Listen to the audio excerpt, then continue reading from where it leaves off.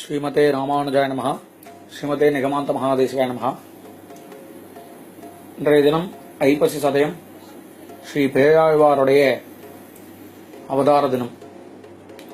ஆழ்வார்களிலே முதல் ஆழ்வார்களிலே மூவராக ஒழியாழ்வார், புதத்தாழ்வார், பேயாழ்வார்னு அவதரிச்சா.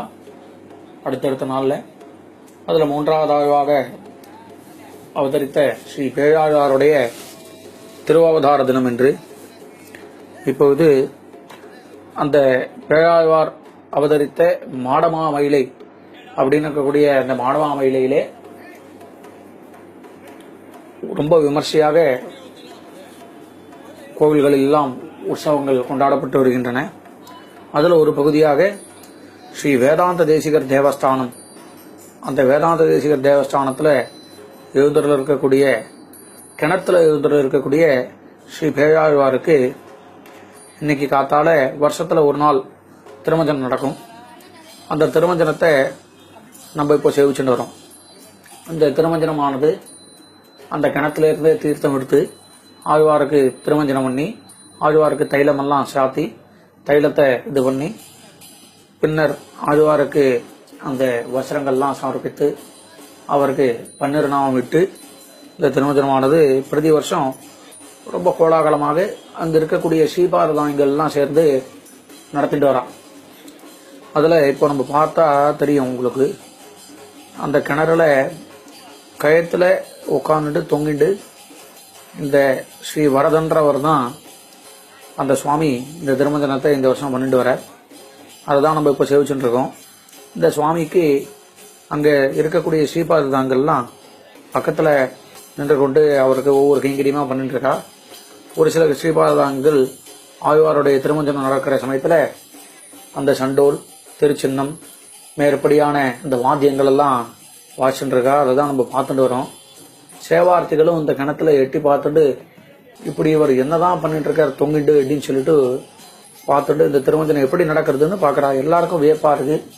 ஏன்னா வருஷத்துல ஒரு தடவை தான் இது நடக்கக்கூடியது.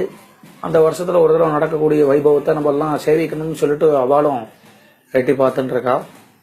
இப்போ ஆழ்வாருக்கு சகல உபச்சாரங்களும் இந்த இடத்துல நடந்தேறி வருகின்றன. வஸ்திரங்கள்லாம் சமர்ப்பிக்கப்பட்டு இப்போ ஆழ்வாருக்கு பவித்திர மாலைகள்லாம் இது பண்ணி இப்போ ஆழ்வாருக்கு இன்னும் ஒரு சில நொடிகளில் அருளப்பாடு ஆகப்படுது. அந்த அருளப்பாடும் ஆழ்வாருக்கு வா பண்ணி இந்த பவித்திர மாலையெல்லாம் பெருமாள் சன்னதியிலேருந்து ஆழ்வாருக்காக கொடுத்து விடுறான். அந்த ஸ்ரீபாரதாங்கள்லாம் அதை வச்சுட்டு ஆழ்வாருக்கு எப்படி எப்படிலாம் கைங்கரியம் பண்ண முடியும் அப்படின்னு சொல்லி அவள்லாம் கைங்கரியம் பண்ணிட்டு இருக்கா. அதை தான் நம்ம இப்போ பார்த்துட்டு இருக்கோம். என்ன அழகா பாருங்க, அவர் தொங்கிட்டு இருக்கார், எதையுமே அவர் பிடிச்சிக்கல. ஆனாலும் அந்த ஆழ்வாருக்கான அந்த திருமஞ்சனமும் அந்த ஆழ்வாருக்கு அந்த சாத்துப்படி பண்ணணும், ஆழ்வாருக்கு அந்த பவித்திர மாலைகள்லாம் சமர்ப்பிக்கணும்னு சொல்லிட்டு தன் உயிரையும் பணைய வைத்து இந்த சுவாமியானவர் இந்த திருமஞ்சனத்தை பண்ணிட்டு இருக்காருன்னா அப்போ பாருங்க அவளுக்கெல்லாம் என்ன ஒரு பக்தி இருக்கணும்ன்றத பாருங்க. புஷ்பங்கள்லாம் வருது ஆழ்வாருக்கு. சேவார்த்தி உள்ள கொடுக்கறதுக்காக புஷ்பங்கள்லாம் கொண்டு வந்தா. திடீர்னு இங்கே நடக்கிறத பார்த்து ஆழ்வாருக்கு புஷ்பங்கள்லாம் கொடுக்குறா. பெருமாள் சன்னதியிலேருந்து ஆழ்வாருக்கு அந்த மாலை வந்திருக்கு. அந்த சாமரத்தோட அந்த மாலையை எடுத்துன்னு வந்து பவ்யமாக அந்த ஆழ்வாருக்கு சமர்ப்பிக்கப்படா. இப்போ திருப்பரிவட்டம் மாறுது, அருளப்பாடு ஆகிட்டு இருக்கு.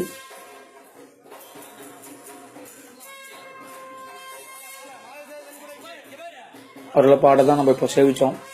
இப்போ மேலே அந்த பெருமாளுக்கு அந்த ஆழ்வாருக்கு ஸ்ரீனிவாசனுடைய இந்த மாலை, ஸ்ரீனிவாசன் சாற்றிக்கொண்ட அந்த மாலை ஆழ்வாருக்கு இப்போ பகுமானமாக ஆறுது. அதை நம்ம இப்போ சேவிச்சுட்டு வரோம். மேலேருந்து இளநீரெல்லாம் கொடுத்து ஆழ்வாருக்கு அம்சம் பண்ணுங்க அப்படின்னு சொல்லிட்டு ஆழ்வார் இளநீர் அம்சம். இதற்கப்புறம் ஆழ்வார் ஒரு கூடையில் பழத்தையும் அம்சம், அதையும் நம்ம சேவிச்சுட்டு வரோம். இப்போ திருக்கண்டேன் என உரைத்த தமிழ் தலைவனுக்கு ஆரத்தி ஆறுது. இப்போ திருச்சின்னம் ஊத இந்த ஆரத்தி நமக்கெல்லாம் சேவையாறுது. ஆழ்வார் பரிவட்டத்தோட இந்த ஆரத்தியில எந்த ஆழ்வார் வந்து திருவிளக்கில் பெருமாளை தாயாரோட பெருமாளை சேவிச்சேன்னு சொன்னாரோ அந்த ஆழ்வாருக்கான ஆர்த்தி.